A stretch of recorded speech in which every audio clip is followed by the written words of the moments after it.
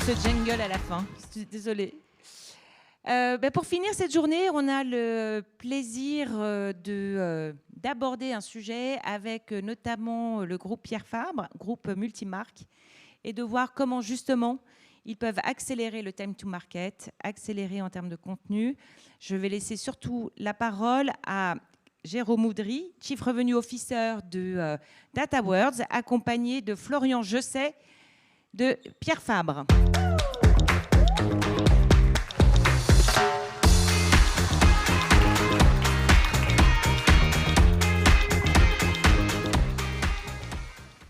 Bonjour à tous, Jérôme Oudry. Florian Jeuset, bonjour. Et on va vous présenter un cas qui nous tient à cœur, qui est comment on a repensé une partie de la content supply chain pour Pierre Fabre. Alors, pour commencer, une intro rapide sur DataWords et comme on est sur du contenu, on va regarder une petite vidéo ensemble. Cultures, identities, singularities. At DataWords, we believe in the beauty of nuances.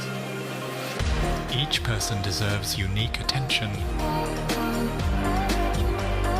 It is in this richness of singularities that the strength of humanity lies.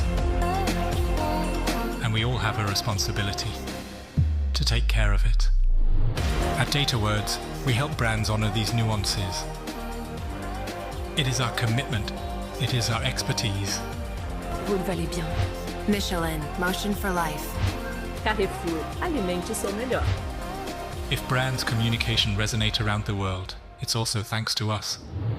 Every day, our talents in 25 countries orchestrate emotional intelligence and artificial intelligence to create, deploy, and manage an infinite variety of content on all touchpoints. Content that authentically resonates in more than 160 cultures. Because a brand that celebrates singularities doesn't just address the world, it inspires it, it makes it better. And you? DataWords. Donc nous croyons en la beauté des nuances et ça nous a donné la mission de connecter les marques au monde. C'est la mission de DataWords sur 3 piliers, la création, le déploiement et le management de contenus internationaux. Pour ça, on orchestre l'intelligence artificielle, l'intelligence émotionnelle. Et ça m'amène à une première question pour vous. Qui, ici, a une stratégie IA pour le contenu ou est en train de la construire? Pas mal de monde.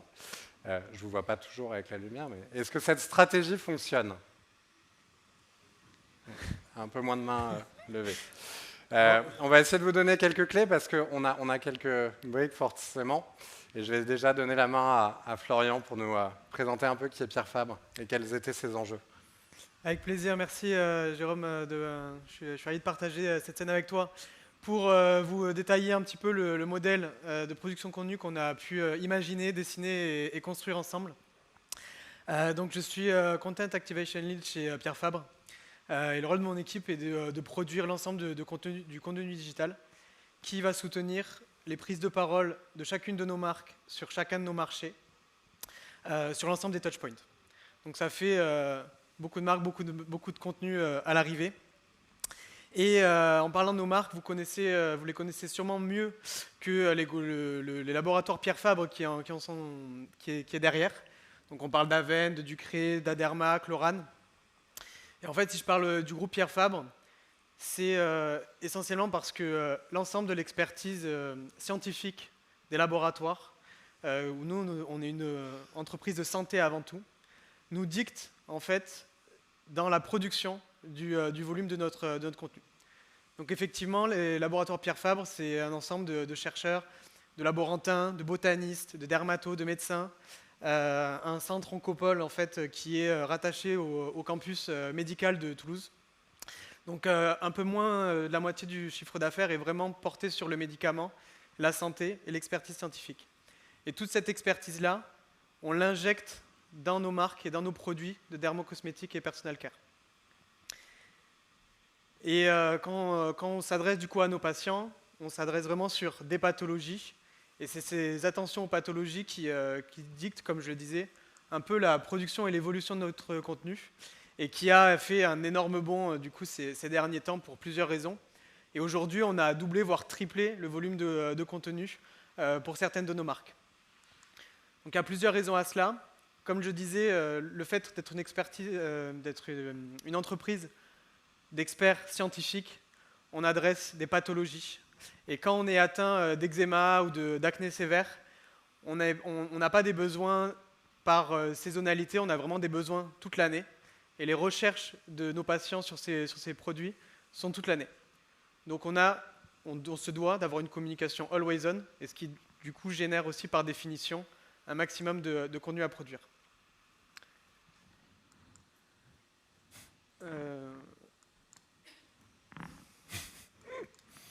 Ce sera le running gag de la journée, cette zapette. Le deuxième point, c'est effectivement cette expertise-là qu'on a. Nous, on se doit de cibler davantage nos patients, parce qu'on ne va pas s'adresser à une personne qui souffre de chute de cheveux liée à du postpartum ou liée à un cycle de vie très stressé, plus urbain. Donc là aussi, on doit adresser nos pathologies de façon différente, et donc on multiplie nos messages. Donc en plus du volume, on doit aussi mieux cibler nos différentes cibles, et on a toujours des performances en fait qui explosent dès qu'on offre du contenu affinitaire versus du contenu générique, donc c'est vraiment intégré dans notre stratégie aujourd'hui. Et enfin, l'explosion des plateformes. Les plateformes aujourd'hui nous poussent à produire du coup plus de contenu également, pour éviter la fatigue, pour être plus natif, plus créatif, pour émerger, pour créer de la désirabilité. Et donc c'est l'ensemble de ces trois points finalement qui nous poussent et qui nous obligent à être extrêmement exigeants dans la volumétrie de contenu, mais aussi sur la qualité d'exécution, on va en parler, et aussi sur la qualité du message. Donc finalement, notre défi était de pouvoir allier performance créative et scaling de la production et scaling du contenu. Et tout ça avec des problématiques que je pense qu'on partage tous. Mélanger créativité et industrialisation, ce n'est pas forcément des choses qui matchent avec l'ensemble de nos partenaires, ou en tout cas c'est difficile aussi de pouvoir identifier des partenaires qui peuvent répondre à ces deux enjeux. On travaille aussi en silo, on a des marques différentes, comme vous sûrement, qui ont des agences différentes, qui ont des process différents, qui ont des niveaux de maturité différents. Donc il fallait qu'on repense à un modèle qui puisse harmoniser tout ça. Et enfin, les ressources. Même si on a triplé notre contenu, on n'a pas triplé les ressources. Donc il fallait trouver un petit peu ça. Et en fait, on cherchait du coup ce mouton à 5 pattes. Ce mouton à 5 pattes qui puisse lier tout ça. Et en plus de l'exécution, comme je disais, faire harmoniser et faire merger un petit peu l'ensemble des processus de nos marques, et donc de rationaliser aussi nos partenaires. Donc aujourd'hui, on travaille plus sur une production d'un master qu'on va décliner à l'ensemble de nos marchés et à l'ensemble des plateformes. On cherche vraiment à fournir à nos marchés un arsenal d'assets 100% natifs digital pour pouvoir activer et pouvoir performer pendant toute leur campagne et sur les différents autres touchpoints comme le e-commerce. Tu peux nous montrer à quoi ça ressemble ? Avec grand plaisir. Early 2025, something big happened. Our mission: skyrocket 7 brands to the heart of their audiences and blast away digital fatigue. DataWords and Pierre Fabre. 7 brands propelled with maximized visibility. 41 international social campaigns amplified by tailored messaging. 2,500 assets fueled by creativity and social culture. No resize into 1,000 formats. No copy-paste across channels and touchpoints. Only strategic relevance, bold creativity, and 100% in-house production. We did it, we still do, and there's much more to come.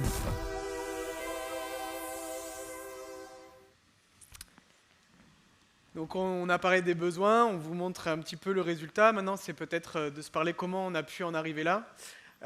On s'est vraiment concentré dans un premier temps, même si vous allez le voir un petit peu plus tard dans la présentation, notre content supply chain, elle est un peu plus longue que ça aujourd'hui. Mais on avait vraiment voulu se concentrer sur un peu le cœur du réacteur, qui est ce qu'on a appelé du coup la creative amplification. Donc c'est un petit peu ce qu'on a vu et ce dont on a parlé. Parce que d'une part, c'est vraiment ce qui a drive l'enjeu business et les performances médias et tout l'investissement média en fait qui a été produit. Je fais une parenthèse.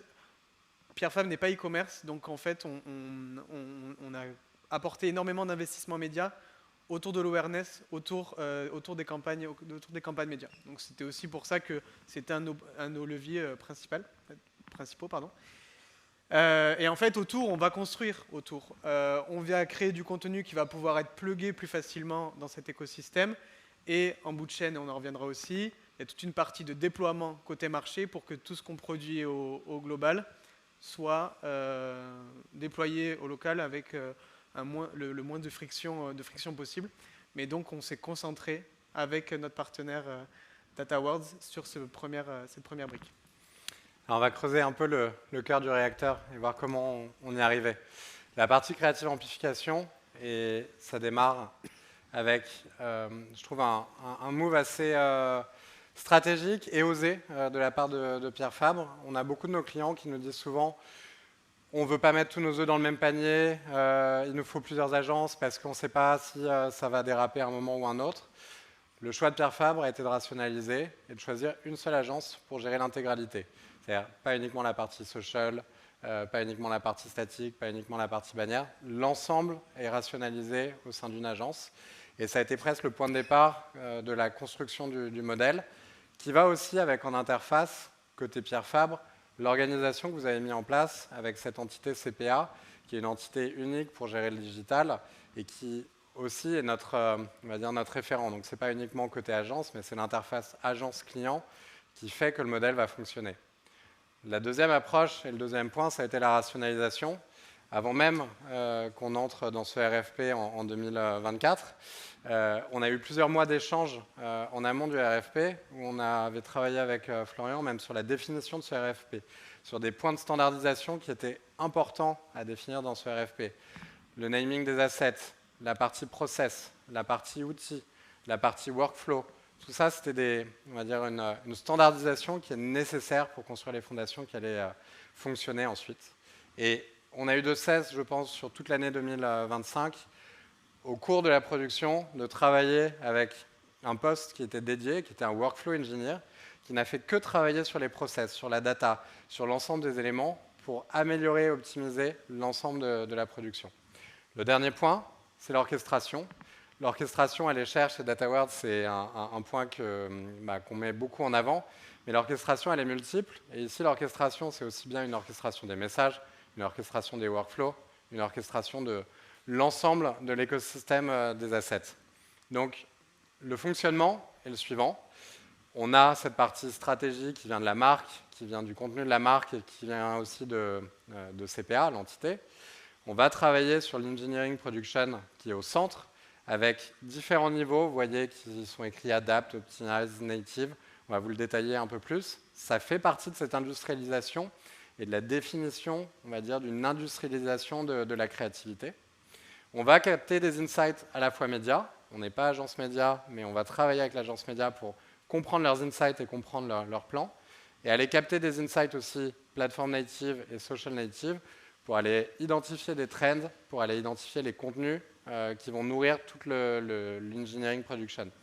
Et le point qui était essentiel depuis le début, quand on a construit le modèle, c'était comment préparer au mieux pour que les pays soient prêts à déployer. Ça, c'est un peu on va dire le formatage DataWords et le côté déploiement international qui nous l'oblige. On aime ça et on prépare forcément l'ensemble de ces masters pour qu'ils soient prêts facilement à être déployés. Et c'est clé pour que les marchés puissent très facilement adapter derrière les contenus.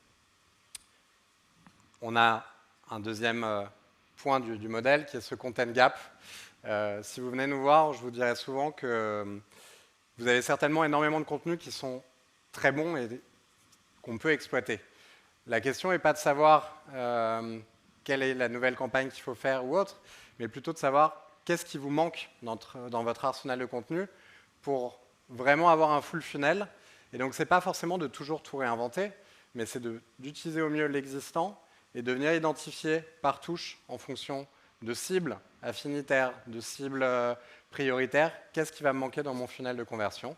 Et donc, vous avez ici un exemple sur une campagne d'assets qui vont être placés tout au long du funnel et d'identification des gaps qu'on va avoir. Et donc, ces gaps, on va pouvoir les produire, quel que soit d'ailleurs le modèle de production, ce seront des assets à produire. Je vous parlais des différents niveaux. On a ce niveau d'adaptation, c'est, on va dire, un niveau 1 de créativité, où on sait que ça rentre dans un flux de production qui est dédié. C'est vraiment de l'adaptation d'assets plutôt classique, je dirais. C'est du format, ça peut être du wording à la marge, ça peut être de la durée, mais on est sur un niveau 1 assez standard. On a défini un deuxième niveau, qui est celui de l'optimize. On a une matière qui est plutôt intéressante. On va l'optimiser en orchestrant des messages, en venant rajouter des messages, en venant retravailler une partie motion design ou différents éléments. Donc on a un peu plus de créativité impliquée dans ces assets et ils vont nous amener un niveau de performance sur toute une partie du funnel. Et puis on a un troisième niveau qui est le native content. Là, on va être sur des formats forcément un peu plus natifs, un peu plus craftés, un peu plus travaillés. Ce sont des formats qui sont importants parce qu'ils vont amener des boosts sur les campagnes, des boosts de visibilité, des boosts de performance. Et si vous n'avez pas ces assets natifs sur les plateformes, forcément les campagnes sont un peu moins performantes. Donc l'ensemble des productions, on a pu les catégoriser systématiquement sur ces trois niveaux. Je ne dis pas qu'ils s'appliqueront à tous. Vous avez forcément ou certainement des niveaux différents. D'ailleurs, quand on avait démarré, on avait même un quatrième niveau qui finalement a été supprimé en cours de route. Mais voilà, c'est les trois niveaux qui nous restent. Et l'ensemble des assets qu'on a pu réaliser sur l'année 2025 peuvent être cartographiés sur ces trois niveaux.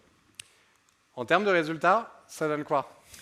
Les résultats sont très bons, forcément, sinon on ne serait pas là.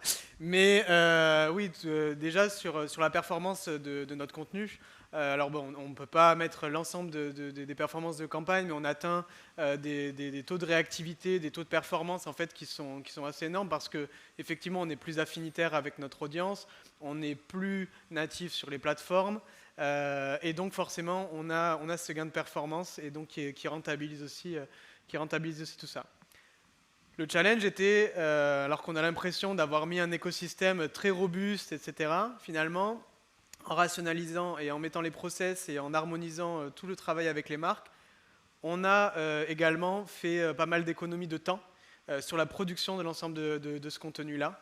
Et du coup, ça nous permet de réduire largement notre time to market, donc de 25%, et également, d'un point de vue économique, avec les différentes solutions, avec les différents niveaux de créativité, là aussi de rationaliser avec une seule agence et aussi d'avoir une volumétrie, avoir une échelle de volume, ça nous a permis également de réduire nos coûts de production. Donc c'est du 100% et c'est que le début. Ouais, et à ce stade, je pense que vous dites tous, mais où est l'IA ? Eh bien, ça arrive. Oui, il y a. Alors, déjà, dès qu'il y a des gaps de content, on commence à intégrer de l'IA sur l'ensemble de notre contenu. Maintenant, je vise toujours mal. Okay. Voilà. Ah, joli. Nous, notre content supply chain, elle est effectivement portée autour de ces quatre grandes étapes. Donc, on a vu cette creative amplification et la partie un peu localisation qui utilise là aussi des outils d'IA pour accélérer la loca. Nous, notre enjeu maintenant, c'est cette quatrième brique, c'est de mettre à disposition des marchés des outils pour leur permettre eux aussi en fait, de produire du contenu. Donc ce sera forcément du contenu que nous, on va un petit peu verrouiller, qu'on va standardiser. Mais aujourd'hui, on a commencé à travailler notamment avec DataWorld sur des solutions comme ça qui pourraient permettre au marché d'aller aussi vite dans leur production de contenu que la vitesse en fait, de leurs enjeux commerciaux, notamment je pense au e-commerce. Parce que nous, côté global, forcément, il y a aussi une certaine limite de ressources et de temporalité. Donc on va venir avec des outils d'IA, et je pense que tu le présenteras aussi un petit peu dans quelques slides, pour venir déverrouiller ces flux de production qui sont un peu longs. Et sur la première partie, c'est l'ensemble du contenu qu'on produit. Aujourd'hui, on va peut-être manquer de matière. Nous, on travaille souvent avec de la texture, avec de l'application. On a un besoin de modélisation de 3D de nos packs pour justement venir nourrir toute cette content supply chain. Donc on est en train de mettre en place progressivement des outils d'IA pour finalement déverrouiller un petit peu ces contraintes techniques de temporalité par rapport à des shootings ou par rapport à des temporalités de process. Mais sur quoi nous on s'est attardé, et ce qui était important de retenir, c'était d'abord construire le modèle, construire aussi finalement le cœur de réacteur sur lequel on va plugger l'ensemble de la content supply chain, et ensuite venir apporter des outils d'IA sur l'ensemble de ces canaux pour accélérer chaque étape. C'est vrai qu'une fois qu'on a un modèle qui est placé, venir y plugger, on va dire, ces différentes briques d'IA, c'est plus simple. On a déjà commencé, forcément, avec notamment cette partie creative variation.